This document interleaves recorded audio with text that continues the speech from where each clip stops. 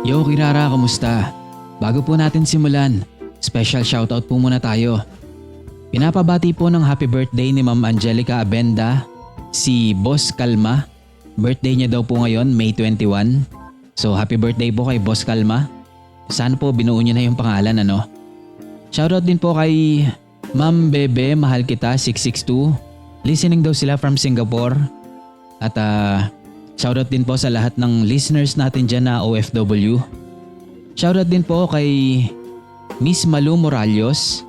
Sabi niya, Boss Kira, pag-great naman po kay Ate Annie Malikdem, kay Christy Corpus, kay Marie Lucy, Julius Calderon na mga masisipag sa Hope. So shoutout din po sa mga taga-Hope ano. Shoutout din po sa lahat ng may birthday ngayon at sa lahat ng may anniversary at sa lahat ng may mga sineselebrate ngayong araw na ito. So yun lang po Kirara, maraming salamat po. Start na po tayo.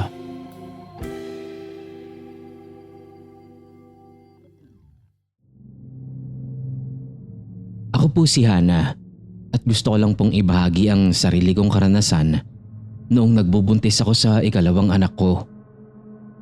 Hanggang ngayon tuwing naaalala ko yon, talagang kinikilabutan pa rin ako.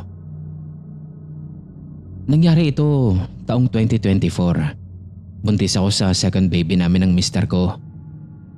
Night shift ang trabaho niya, kaya ako lang at ang anak naming panganay ang nasa bahay tuwing gabi. Taga Cavite nga pala kami. Nung time na to, pautay-utay ang paggawa sa maliit naming bahay.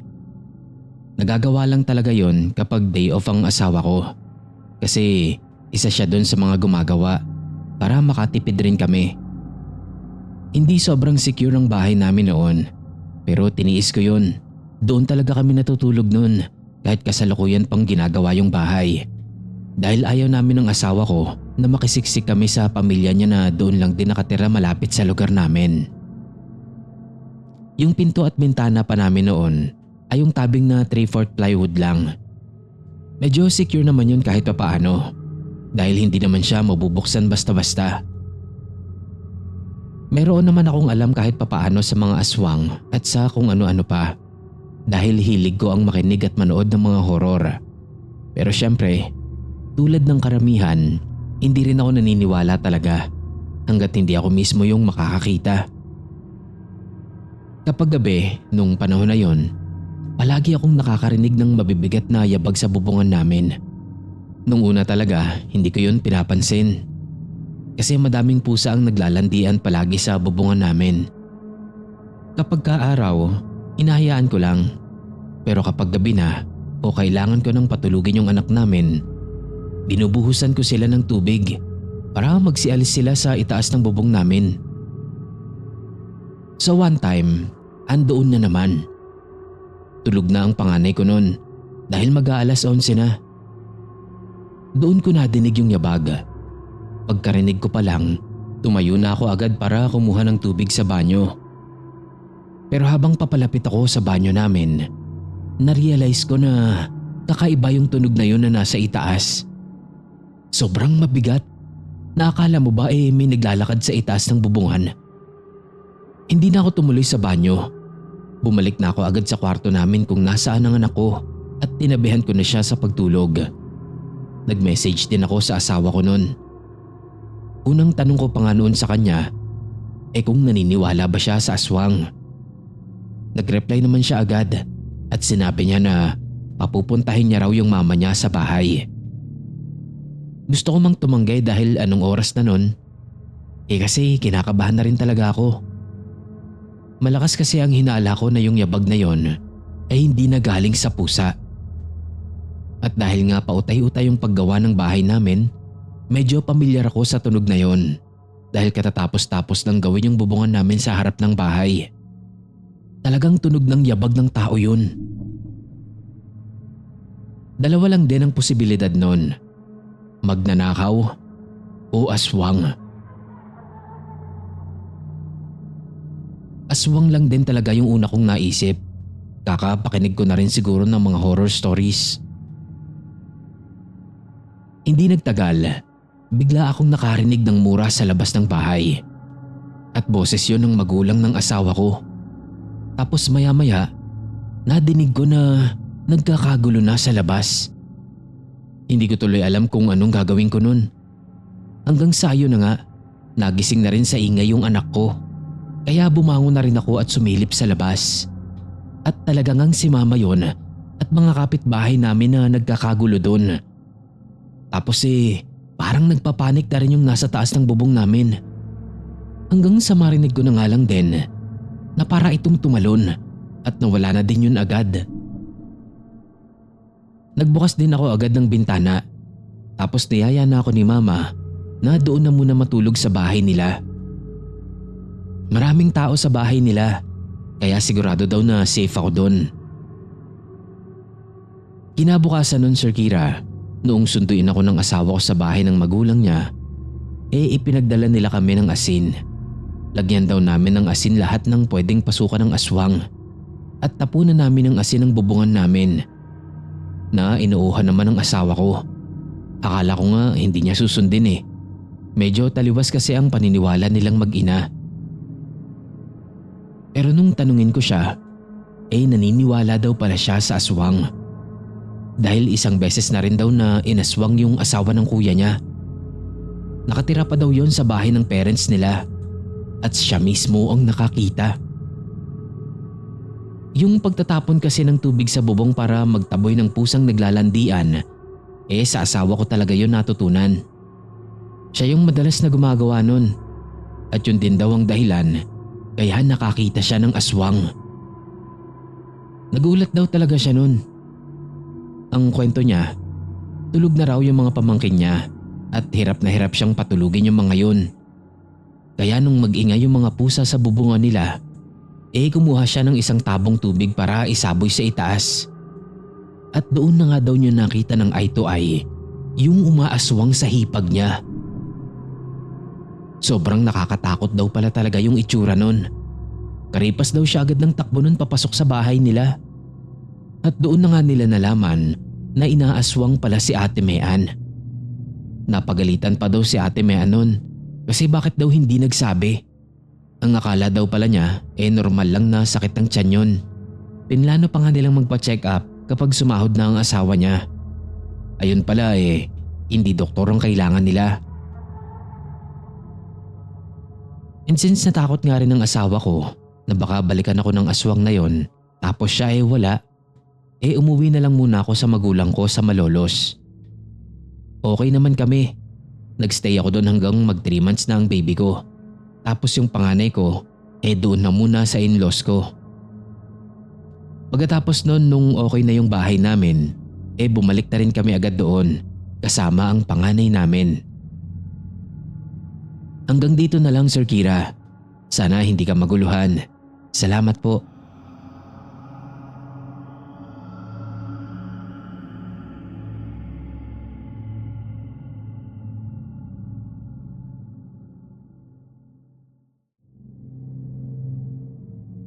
Hello po sa inyong lahat. Gusto ko lang i-share itong kwento ng mama at papa ko. Inaswang kasi yung kapitbahay naming buntis, kaya naalala ni mama. Tawagin mo na lang akong Jerry. Nangyari to sa probinsya ng Laguna. Lumang bahay daw nila lolo ang tinitirhan nila doon noong nag-uumpisa pa lamang sila. Yung pinagtagpi-tagping kahoy at yero lang daw yon. Kaya kapag umuulan, malakas daw talaga ang tulo. Tapos kapag gabi, sobrang dilim naman. Dahil yung paligid nila, talagang mapuno pa. Sa tabing bahay naman sila lolo at lola ko. Isang araw, nagulat na lang daw sila na dumating si Tita Julie na malaki ang tiyan. Kaya syempre tuwang-tuwa sila mama. Wala pa raw kasi silang anak nung time na yon. Kaya na-excite silang pareho sa panganganak ni tita. Tapos close na close sila mama at Tita Julie. Kasi nag-iisang babae lang daw kasi itong anak sa kanilang magkakapatid. Si Papa po ang pinakamatanda. Kaya nung ipakilala ni Papa si Mama sa pamilya niya, naging close talaga sila. Napagkasunduan nila noon na doon na muna si Tita Julie matulog. Dahil hapon na itong nakarating nun sa bahay. Na outside de Kulambu tuloy si Papa nito. Kasi pagdating ng gabi, si Mama at si Tita ang magkatabi. Kakahiga lang daw nila nun. Tahimik na raw.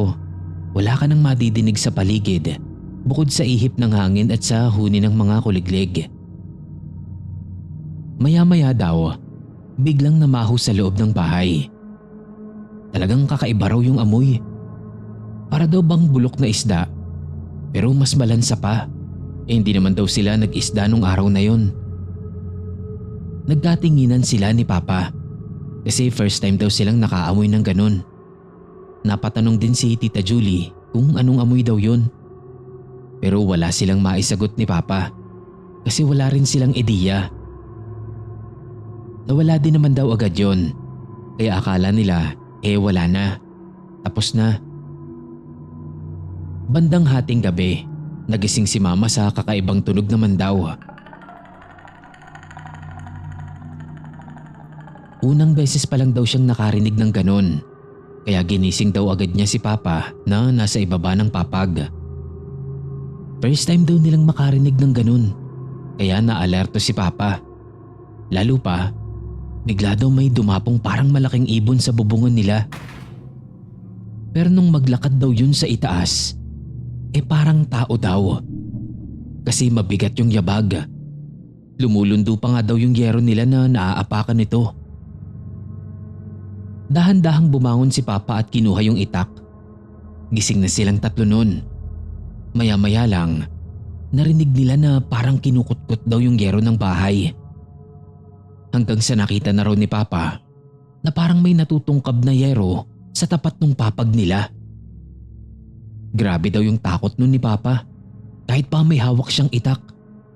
Hindi daw kasi niya alam kung anong gagawin nila. Mga nakatitig lang daw sila sa bubong at naghihintay kung anong mangyayari. Yung tunog daw ng tik-tik nandoon pa rin. Paminsan-minsan na lang nilang nadidinig. Pero parang malayo naman daw ang dinig nila. Mangiyak-ngiyak na daw si Tita Julie nun sa takot. Kasi ang likot daw nung nasa itaas. Hindi na lang daw yun bastang naglalakad. Gumagapang na raw ito. Na akala mo daw talaga ay may hinahanap na kung ano.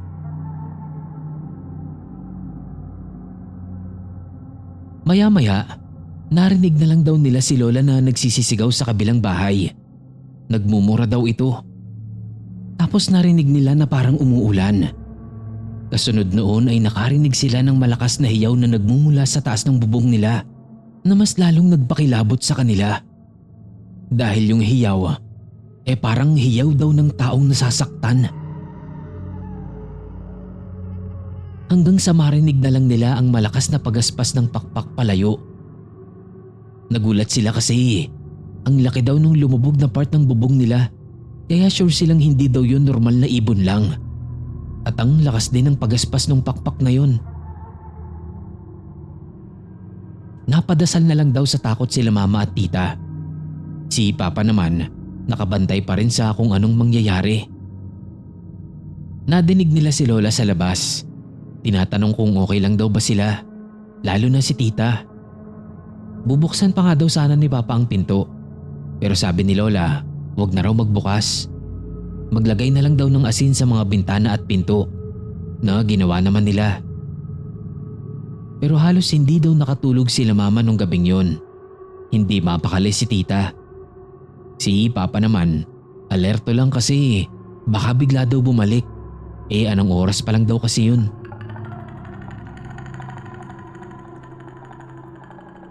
Kinabukasan ng umaga, nung makausap nila si Lola, doon pa lang nila nalaman na aswang daw pala yun. Sabi nga ni Mama, buti daw nagising sila nanay nun. Sobrang ingay daw sa bubong kaya nagising sila. Kundi daw nila narinig yung huni ng tik-tik, baka daw hindi sila nagsibangunan.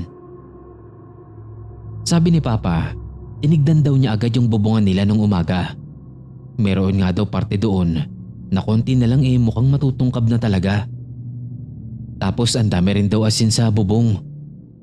Naubos daw ni Lola yung asin nila sa kaba nung maalala niya na nasa kabilang bahay yung anak niyang buntis. Yun daw pala yung inaakala nilang tunog ng ulan. Nagpapaulan daw pala si Lola ng asin sa bubong nila. Sinamahan ni Mama si Tita Julie na magpa-check up nung araw na yon. Sabi din kasi ni Lola, para daw masigurong okay lang yung dinadala nito. Tapos doon na nila hinintay sa bayan ng asawa ni Tita para sunduin siya. At salamat naman sa Diyos at ligtas yung anak nila. Maayos naman ang buhay ni Kuya Jules ngayon. At hindi na rin daw nagtagal sila Mama at Papa doon sa lugar na yon. Kasi natakot na rin si Mama na baka doon pa raw siya magbuntis. Meron daw palang aswang doon. So pagkalipat nila noon, saka naman nila nabuo si Kuya Henry. At okay naman daw dahil wala naman daw aswang na dumalaw kay Mama habang ipinagbubuntis niya si Kuya. Kaya nasundan agad si Kuya after 2 months pagkapanganak sa kanya. Hanggang dito na lang Sir Kira, sana po mabasa niyo ito. Kayo na pong bahala. Marami pong salamat at God bless po sa ating lahat.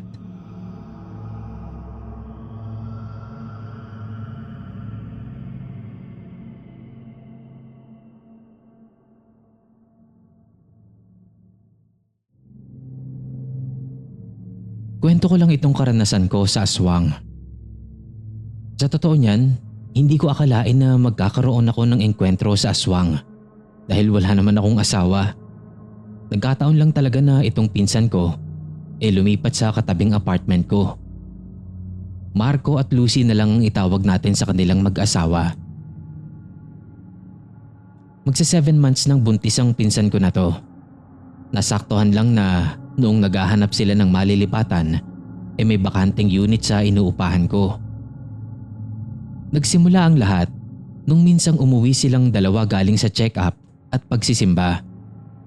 Nagkwento agad sa akin si Lucy na meron daw matandang babae sa simbahan ang lumapit sa kanya. Sinabihan daw sila nito na mag-ingat dahil may nakabantay daw sa kanila. Tinatanong niya ako kung ano daw ang ibig sabihin nun. Sabi ko naman wala akong alam sa ganun. Kinilabutan daw siya kasi pauwi na sila nung nilapitan siya nito. Pero noon daw nasa loob sila ng simbahan, merong matandang babae na masama kong makatingin sa kanya. Ang sabi ko naman, baka nagkataon lang. Kaya ipinagkibit balikat na lang din niya. Sinabi lang daw niya sa akin kasi hindi mawala sa isip niya nung makauwi sila. Pero may isang gabi lang ang lumipas. Habang nasa biyahe ako, biglang nag-message sa akin si Marco. Meron daw kakaiba sa bubong nila. Kasi pauwi na rin naman ako dahil katatapos ko lang sa huling deliver ko. At dahil nagsabi nga si Marco sa chat na may kakaiba nga sa bubong nila, doon na agad ang tingin ko habang papasok ako sa gate namin. Talagang hindi ako makapaniwala sa nakikita ko noon Sir Kira. Kitang-kita ko yung silhouette ng kung anumang nilalang na yon na nasa itaas ng bubong nila. Nakadapa yun na parang paikot-ikot doon. Nag-reply ako kay Marco. Sinabi ko na huwag lalabas ng bahay. Huwag din magbubukas ng bintana at pintuan dahil meron ngang kung anong kakaiba doon sa taas. Nagstay lang ako sa loob ng sasakyan. Magka-chat kami ni Marco noon. Sinabi ko na parang may aswang yata sa itaas nila. Pero sabi niya, wala naman daw nararamdaman si Lucy sa tiyan niya. Kaya hindi namin alam kung anong dapat namin gawin noon. So ang ginawa ko, bumusina ako ng bumusina. Hindi ko talaga tinigilan yon. Lalo na nung ewan ko ba, parang kinabahan din yata yung nilalang sa taas. Hanggang sa bigla na lang tumalon yun sa likod ng bahay nila Sir Kira. At maya-maya lang, may lumabas sa gate namin na malaking itim na pusa. Parang tumingin pa sa akin yun nung dumaan sa harap ko. Malakas ang pakiramdam ko na yung pusa na yun, yun ding nilalang na nasa bubong nila nun. Nag-message ako kay Marco. Sabi ko, wala na yung nasa bubong nila. Pero kailangang madala si Lucy sa ospital dahil bigla daw humilab ang tiyan nito. Sabi ko, mag-ready na sila. Pupwesto na kako ko sa harap ng pinto nila para diretso pasok na lang sila sa kotse. Bubusina na lang kako ako. So fast forward tayo. Naging okay naman si Lucy. Okay din naman ang baby sa tiyan niya. Doon pa rin sila umuwi sa apartment na yon dahil wala naman silang ibang mapupuntahan. Ilang gabing sunod-sunod din na bumalik ang aswang na yun sa bahay nila. Nalalaman lang nila kasi may mabaho daw silang naaamoy kapag nag-uumpisa ng mag-ingay yung nasa itaas ng unit nila. Tapos nawawala din kapag nakakaalis na. May nakausap ako noon na customer na bagong panganak lang. Naglakas loob na ako. Talagang tinanong ko siya noon kung inaswang ba siya nung nagbubuntis pa siya. At oo daw. Kaya tinanong ko na kung anong ginawa niya para tigilan siya ng aswang. Sabi niya, maglagay lang daw ng asin sa lahat ng bintana at harap ng pinto. Tapos magsuot din daw ng pulang damit. Dahil ang sabi niya, may nakapagsabi lang daw sa kanya na hindi daw nakikita ng aswang kapag nakapula. So sinabi ko yun sa pinsan ko. Pati na rin yung nakabaliktad na walis sa harap ng pinto, ginawa din nila. At nawala naman yata yung pagpunta-punta. O nabawasan lang. Kasi doon sa 8 buwan ng pagbubuntis niya, nadinig na naman daw nila yung aswang na yun. Tapos naglilikot daw yung baby ni Lucy sa tiyan niya. Hanggang sa tuluyan na daw humilab yun. Wala kaming choice nun kundi ang lumabas na ng bahay at isugod si Lucy sa ospital. At pagkarating nga sa ospital, na-emergency CS na siya. Lumabas tuloy na premature yung baby nila.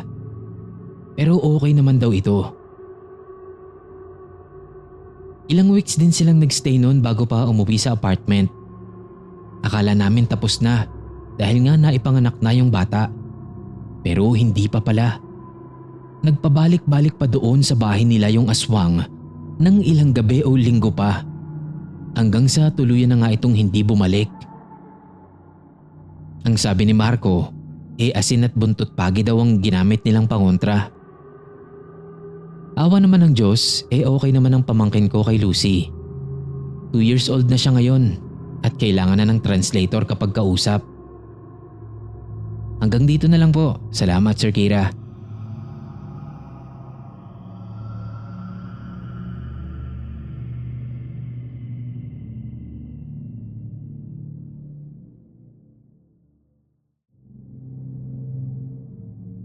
Yuri na lang po ang itawag niyo sa akin. Gusto ko lang ikwento itong karanasan namin ng asawa ko patungkol sa aswang. Nagsimula ito noong lumipat kami ng apartment. Change career kasi ang asawa ko at kailangan namin ng tahimik na lugar. Nasa Tondo kasi kami noon. Maganda naman yung nilipatan namin. Simple lang din yung bahay na yon at talagang nagustuhan namin siya dahil may kalakihan ng bakuran ito. Hindi namin napansin to noong una naming punta para i-check yung bahay. Pero nung unang araw na lumipat kami, may naaamoy agad kaming kakaiba. Mahirap i-explain pero mabaho siya na malansa. Tolerable naman at naisip din namin na baka may patay na hayop lang sa kung saan. Nawawala din naman kasi. Pero yun nga lang, bumabalik-balik din. Hindi na lang namin pinansin. Sabi din kasi ng asawa ko, nakatagalan naman mawawala din yon. Ang kaso nagtaka na lang din ako nung mapansin ko na mas malakas na yung amoy sa gabi. Pero ipinagsawalang bahala ko lang yon. Yung unang beses na namalengke kami, naglibot muna kami doon para lang mapamilyar kami sa lugar. Bago namili, nagulat ako nung biglang may matandang babae ang sumulpot sa likod ko at hinawakan ako sa tagiliran. Napalingon ako nun sa kanya. Nagkatinginan kami saglit bago niya ako parang hinawi at saka siya dumaan. Napaka-weird ng encounter na yun. Kasi ang laki ng space sa side ng asawa ko at makakaraan siya doon nang hindi man lang kami magkakadikit. Nagkatinginan kami ng asawa ko kasi nagulat din siya nun. Pero hindi na lang din namin pinansin nung biglang magsalita yung tindera na titig sa akin. Napilitan tuloy kaming bumili nun sa mga gulay niya. At nung magbabayad na sana kami, tinanong niya ako kung may asin na daw ba kami. Oo na lang sana ako kasi plano pa naman naming maggrocery at doon na namin planong bumili ng iba pang mga kailangan. Pero bigla niya kaming binigyan ng asin. Yung asin na parang 1 kilong balot, kaya naman binayaran na lang din namin. Nakatapos kami sa pamimili. Nakaramdam din ako ng pagod. Kaya hindi na kami gumala pa ng asawa ko. Siya na yung nag-ayos ng mga pinamili namin habang nahiga na lang ako ng diretso sa sala namin.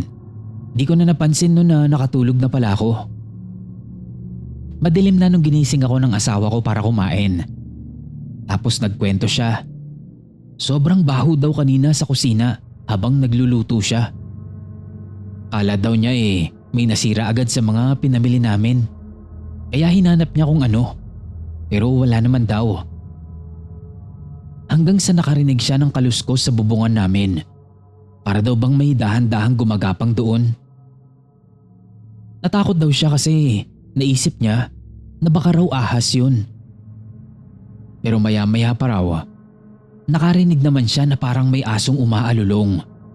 Pero hindi daw tunog aso Parang anggara daw talaga ng tunog neto. Kinilabutan naman ako sa kwento niya. Pero sabi niya, hindi rin naman daw nagtagal yun nawala na rin yung ingay. Hindi lang daw kasi siya mapakali. Kasi baka mamaya nga, ahas na pala yun. O di kaya iba na talaga. Hindi pa naman kami mapagpaniwala sa mga ganitong supernatural things. Kaya mas malakas ang hinala namin na baka nga ahas yun. Pero lalo kaming nagtaka kinabukasan. Maaga kaming nagising ng asawa ko dahil sa sigaw ng magtataho. Kaya naman dali-daling bumangon ang asawa ko para bumili. Bumangon na rin ako noon at nag-ayos ng higaan.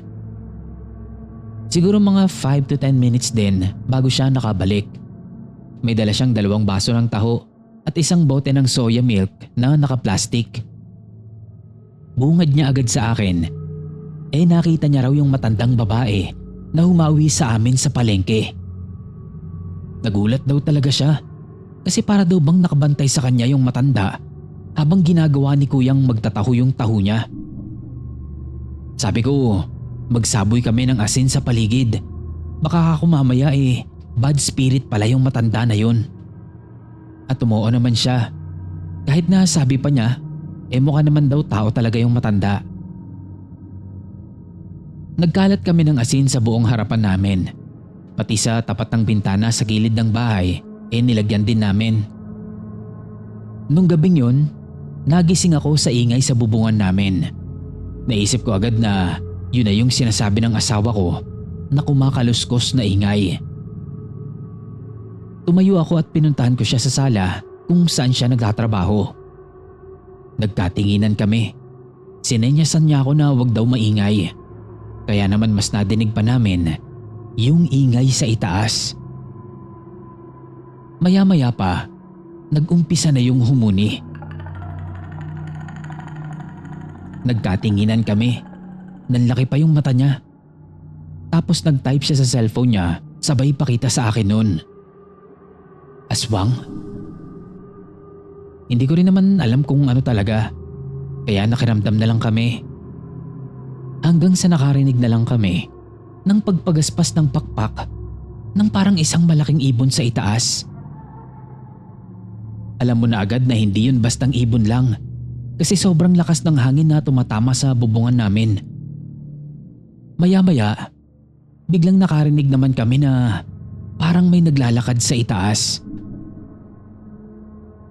Paulit-ulit na lang yung tunog na yun. Wala nang nagawang trabaho yung asawa ko nun.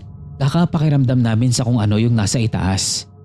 Tapos ako naman, ilang oras na lang din ang naging tulog ko talaga. Kinabukasan nag-message ako sa mama ko. Sinabi ko yung nangyayari sa amin paggabi. Tanong agad ng mama ko, kung buntis daw ba ako? Sabi ko naman noon na imposible kasi hirap nga kaming makabuo ng asawa ko dahil sa PCOS ko.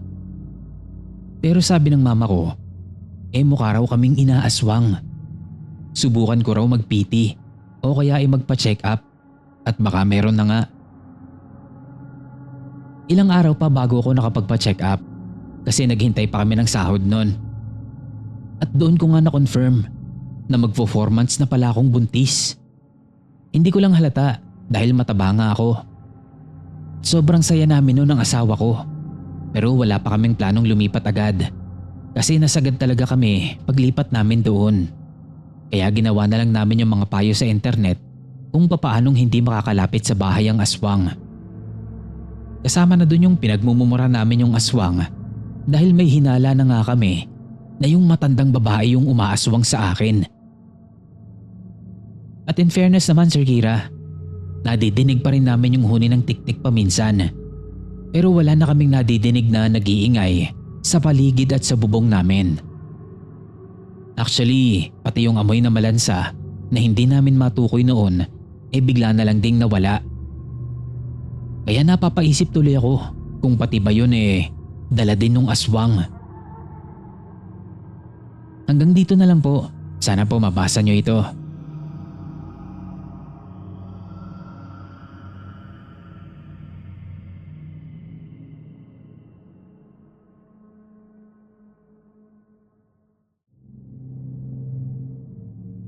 Magandang gabi po sa inyong lahat, lalo na sa mga admin ng page na ito. Gusto ko lang i-share sa inyo itong nangyari sa amin ng asawa ko noong taong 1996. Tawagin niyo na lang akong Ruben. Simple lang ang buhay namin sa probinsya. Hindi ako naniniwala sa mga aswang, manananggal o kung ano-anong sabi-sabi ng matatanda. Para sa akin, kwentong kutsero lang ang lahat ng yun para takutin ng mga bata. Pero ang nangyari sa asawa kong si Liza, hindi niya tunay na pangalan, ang nagpabago sa lahat. 5 buwang buntis si Liza noon sa aming panganay. At sobrang saya namin noon dahil matagal naming hinintay ang pagkakataong iyon. Halos lahat ng kailangan ng baby, paunti-unti na naming binibili. Tuwing hapon, naglalakad si Liza papunta sa palengke para bumili ng mga prutas at gatas. Isang hapon, bandang alas 5, napansin daw niya na parang may sumusunod sa kanya. Sinabi niya yun sa akin, pero ang sabi ko lang, natural ka ako na mapatingin kasi dumaan siya . Tapos sabi ko pa parang hindi niya naman ginagawa yun sa iba. May ugali kasi siya noon na kapag may napansin siyang dumaan sa harap niya, ang dami niyang nasasabi. Hindi naman nilalait o ano, basta may maaalala na lang siya tungkol doon sa napansin niya doon sa taong dumaan. Tapos tatawanan nila ng pinsan niya o di kaya ng best friend niya. Kaya inaasar-asar ko siya noon. Kako ayaw niyang ginagawa sa kanya pero ginagawa niya sa iba. Tas ayun na, natatawa na lang din siya. Pero hindi doon natapos ang usapan. Kasi iba raw talaga. Sabi ni Liza, binilisan daw niya ang lakad niya. Pero tuwing lilingon siya, palaging nandoon yung lalaki. Malayo pero alam niyang sa kanya nakatingin. Nang malapit na siya sa bahay namin, tinignan niya ulit.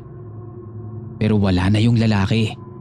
Kaya napapaisip din tuloy ako noon kung ano nga kaya yun. Nung gabing yun, maaga kaming natulog. Maulan ang panahon, malamig ang hangin, at ang sarap na ng tulog namin.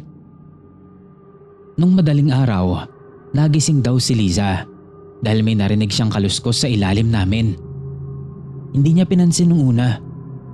Pero nung hindi na siya makatulog sa ingay, bumangon na siya. Naupo siya at pinakinggan yun ng mabuti kung saan nga ba yun nanggagaling yung tunog. Galing daw pala sa ilalim ng papag. Para daw bang may kumakamot sa ilalim ng sahig namin. Yung bahay kasi namin noon pinagtagpi-tagping kahoy, kawayan at yero lang na nakaangat ng 1 metro mula sa lupa dahil yung ilalim namin parang dating ilog. Pero hindi ko talaga alam kung ano yon.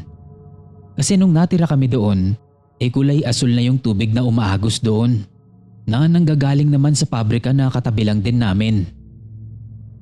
Since wala din naman akong magagawa, hindi niya na ako ginising pa. Inayaan niya na.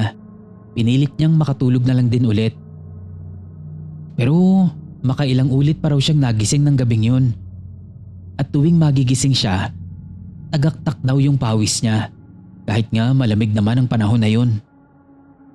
Pakiramdam daw niya noon sobrang nanghihina siya na para daw bang may humihigop sa lakas niya habang natutulog siya.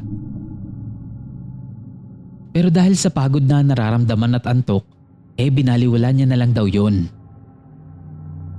Pero doon daw sa huling gising niya nung madaling araw na yon, mas malakas na yung nadidinig niyang kaluskos sa ilalim. At sa pagkakataong iyon, nainis na daw talaga siya kasi hindi daw magtuloy-tuloy yung tulog niya dahil dun sa ingay na yon. Dahan-dahan daw siyang sumilip sa ilalim ng papag namin. Pero ang weird daw kasi, hindi niya maalala kung anong nangyari nung sumilip siya. Para daw ba siyang biglang nawala ng malay? O nakatulog? O pwede din daw na nananaginip lang siya nun? Pero kasi Sir Kira, kung panaginip yun, di sana hindi nawala ang anak namin. Maaga akong gumising noon. Wala pang liwanag sa labas. Bumangon ako agad para sana mag-ayos na. Pero nakaramdam ako ng kakaiba sa ilalim ng kumot namin. At pagbukas ko ng ilaw, doon ko nakitang basang-basa ng dugo ang higaan sa side ni Liza. Sinubukan ko siyang gisingin noon, pero hindi siya magising-gising. Kaya naman nagmamadali akong dinala siya sa ospital. Pero ayun na nga, wala na ang anak namin ni Liza. Ang ipinagtataka ko pa nga nung dalhin ko siya sa ospital ay wala na yung umbok sa tiyan niya. Maski yung nurse at doktor nun, hindi makapaniwala na 5 buwan na siyang buntis. Kasi daw, wala nang makita sa tiyan niya. Hindi talaga kami makapaniwala nun. Kung wala siguro kaming patunay na nagbuntis siya, baka isipin na lang namin na panaginip lang din yung 5 buwan na yon. Wala kaming nagawa nun kundi ang tanggapin na lang ang nangyari. Nung malaman yun ng mga kakilala namin, naisip nila na baka inaswang daw si Liza. Sabi ko naman, wala kaming naramdaman na aswang nung time na yon. Pero sabi nila, meron daw uri ng aswang na kayang humigop ng buhay ng sanggol mula sa sinapupunan hanggang sa matunaw ito at mawala. Kantanod daw ang tawag sa ganoong aswang. Matagal bago kami nakamove on noon, lalo na ang asawa ko. Naiiyak talaga siya kada makakakita siya ng buntis. Kaya naisip ko na lumipat na lang kami ng bahay. Nahirapan mang magbuntis ulit, nabiyayaan pa rin naman kami ng isang anak na ngayon nga nasa maayos na rin ang buhay. Hanggang dito na lang po. Sana ay madinig ko ito sa channel ninyo. Salamat.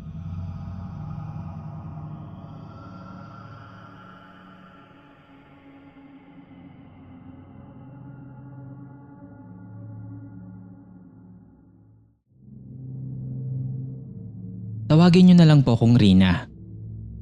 Hindi talaga ako naniniwala sa mga supernatural things. Pero itong karanasan ko, ang masasabi kong talagang nagpabago nun. Nangyari to last year lang. Ikakasal yung high school friend ko, kaya nagkaroon kami ng medyo biglaang reunion/vacation getaway. Dahil matagal na rin kaming hindi nagkikita. Sa isang medyo liblib na lugar sa Bulacan yun. Nalaman ito ng sister-in-law ko bago ko umalis. Nakapunta na daw kasi siya doon sa mismong lugar na yon, kaya kinausap niya agad ako. Binigyan niya ako ng maliit na bote ng langis. Hindi daw siya mapapakali kung hindi ko yun dadalhin. Ayoko pa nga sana, kaya lang siya na mismo ang naglagay nun sa coin purse ko. Para daw palagi kong dala. So wala na akong nagawa nun. Pero tinanong ko siya kung para saan ba yun. Sinabi naman niya na protection ko daw yon. At baka raw may masungitan ako sa lugar, at least may protection ako. Tinawanan ko lang siya nun. Pero hindi ko na din tinanggal yon sa purse ko. Dahil nasa itsura naman niya na talagang nag-aalala siya. Pagdating namin sa lugar, maayos naman ang lahat. 4 kaming magkakaibigan sa isang kwarto. Maganda yung lugar, presko ang hangin. Mababait pa yung mga staff. At higit sa lahat, marerelax ka talaga. 2 days, 1 night kami doon. So, picture-picture, kwentuhan, kainan. Yan lang yata yung ginawa namin nun. At pagdating ng hapon, habang naglalakad kami pabalik sa cabin, naramdaman ko na may umiinit sa mga dala ko. Cellphone at coin purse lang naman ang hawak ko nun. Kaya akala ko yung cellphone ko yung umiinit. Kaya chinek ko agad. Pero hindi naman. Nung pinakiramdaman ko yung wallet ko, doon nang gagaling yung init. So nagtaka ako nun syempre. Kaya tinignan ko agad yung loob. At nagulat ako nung makita kong kumukulo yung langis na ibinigay sa akin ng sister-in-law ko. Hindi ko yun ipinaalam kahit na kanino. Pagkabalik ko sa cabin, inilagay ko lang ulit yun sa bulsa ng bag ko. Tapos nakipag-banding na ako sa mga kaibigan ko. Saglit na nawala yun sa isip ko. Kasi nga minsan na lang kami magkita-kita ng mga kaibigan ko. Simula pa nung makagraduate kami. After namin mag-inom, siguro mga 11:00 yun. Nagbalikan na kami sa kanya-kanya naming mga cabin. Hindi pa ako makatulog nun kasi namamahay pa ako. Kaya naman nakinig na lang muna ako ng music habang naka-earpod sa kaliwang tenga ko.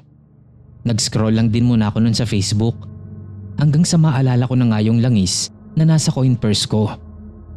Kinuha ko yun sa bag. Tinignan ko ulit at andoon na naman. Kumukulo na naman yung langis ng bote.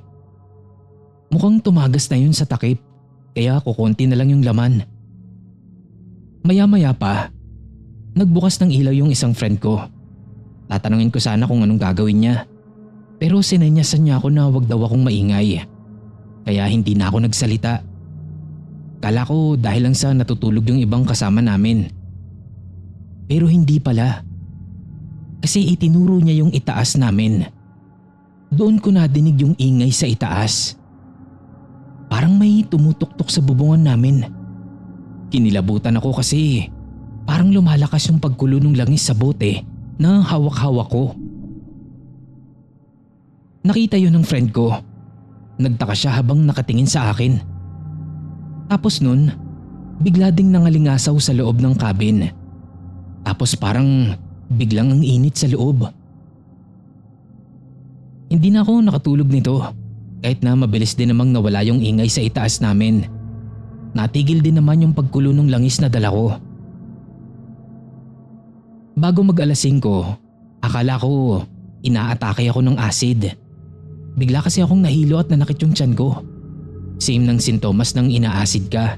Ganon kasi yun. Nakainom naman agad ako ng gamot ko. Kaya akala ko mawawala agad. Kaso mo, hindi talaga nawala. Hanggang sa magsuka na ako ng magsuka.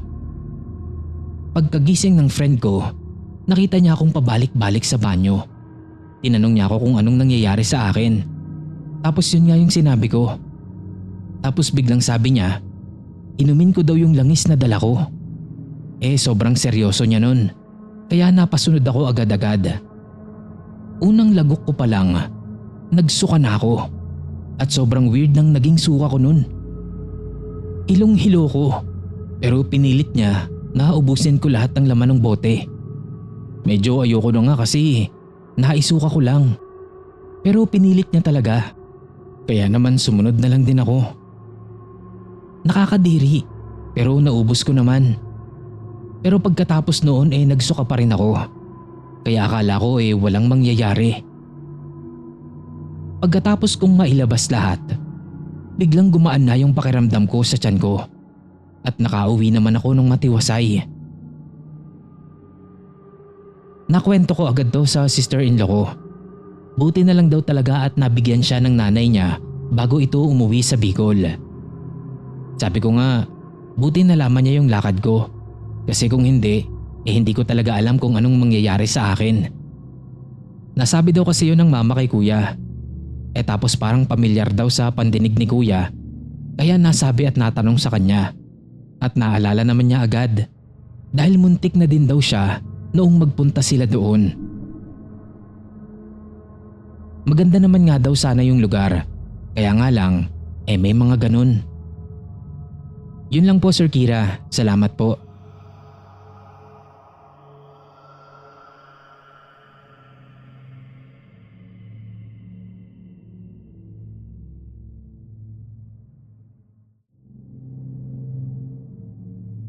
Hello po sa inyong lahat. Gusto ko lang i-share itong creepy experience ko noong buntis ako at nakitira kami pansamantala sa bahay ng in-laws ko. Nagpapaayos kasi kami ng bahay nito ng asawa ko. Medyo matagal pa yung paggawa kasi kada off lang niya namin ipinapatrabaho. Wala kasing ibang magbabantay sa paggawa kaya ganun yung nangyari noon. 2018. 6 months na akong buntis. Tamad na tamad ako nung mga panahon na to kasi summer at talagang sobrang init. Nagwo-work pa ako nun sa butika kaya kapag uuwi ako ng gabi, saka pa lang ako nakakapaglaba. Uniform lang namin ng asawa ko ang nilalaban ko. Yung ibang labahan namin, nilalaban ko kapag rest day ko. Sa gabi pa rin ako naglalaban nun kasi nasanay na ako. Isang gabi, pagkatapos kong maglaba, lumabas ako sa terrace para doon magsampay. Andun si mama nakatambay, nanay ng asawa ko. Tinulungan niya ako agad nang makita niya ako at sabay kaming nagsampay noon habang pinagsasabihan niya ako kung bakit daw ba gabi ako naglalaba. Maya-maya, may isang malakas na sigaw na umalingaw-ngaw. Sigaw ng parang pausang boses na mahangin din. Medyo mahirap explain eh. Pero tulad yun ng mga sigaw ng mga monsters sa movies. Nagkatinginan kami nun ni mama. Tapos nagulat na lang ako nung hilahin niya ako papasok ng bahay. Sabay lock niya lang pinto. Kaya naman nagulat yung mga kasama namin sa loob ng bahay. Sabi agad ni mama na aswang daw yun. Tapos nagsimula na siyang magmura ng magmura. Sinasabi niya na, "Hindi ka pwede rito. Umalis ka." Maya-maya lang, nadinig na naman namin yung sigaw. Pero dun sa pangalawang sigaw, parang papalayo na ito sa amin. Noong mawala na nga ito ng tuluyan, ilang minuto din kaming nagpakiramdaman sa loob. Tapos nung parang wala na talaga, nagpakuha si mama ng asin.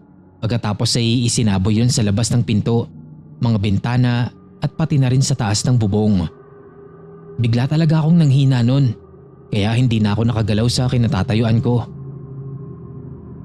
Sinabihan ako ni Papa na mauna nang magpahinga sa kwarto at sila na raw ang bahala doon, pati na sa mga damit na hindi pa naisampay.